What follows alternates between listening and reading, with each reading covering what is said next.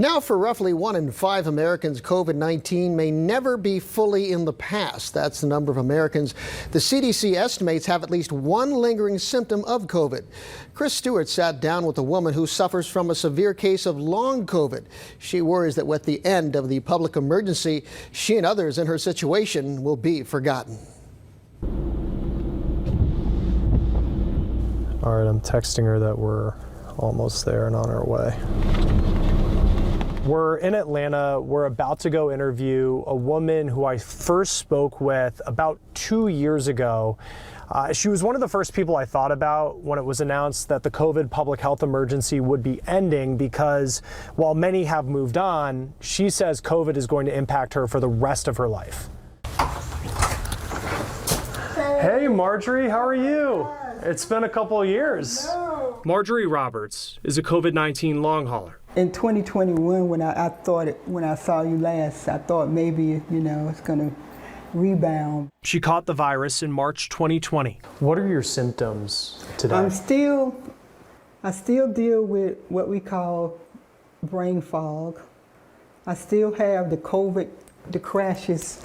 That's when you just don't know.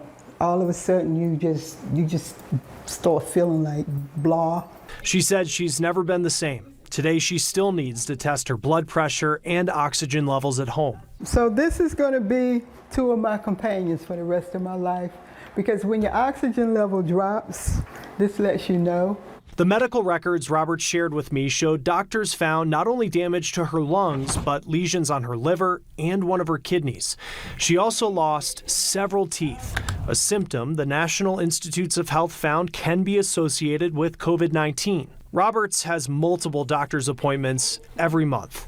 She's offered support to others living with long COVID as a patient representative with the Recover Initiative, an effort using more than $1 billion from Congress to better understand and treat long COVID.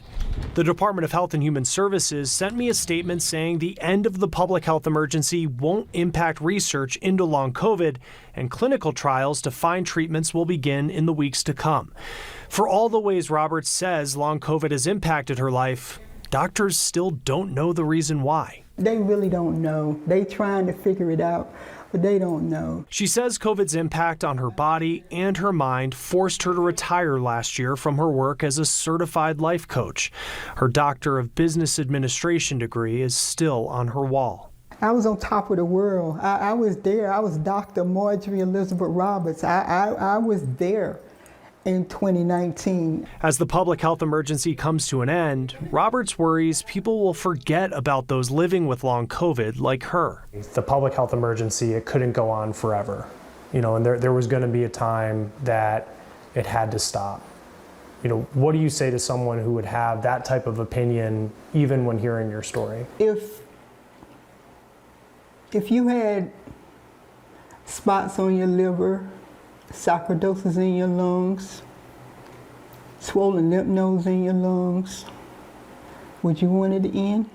As we finished our interview, I asked Roberts what her message would be to other long haulers who see this story and understand her struggle only as she does. If someone's watching this and they, like you, have these long-term symptoms and they might feel alone or feeling forgotten, what would be your message to that person who's watching this? Find your peace. Find your peace and talk about it. Don't be ashamed. Talk about it. Because you can't heal what you don't reveal. Chris Stewart, Scripps News, Atlanta.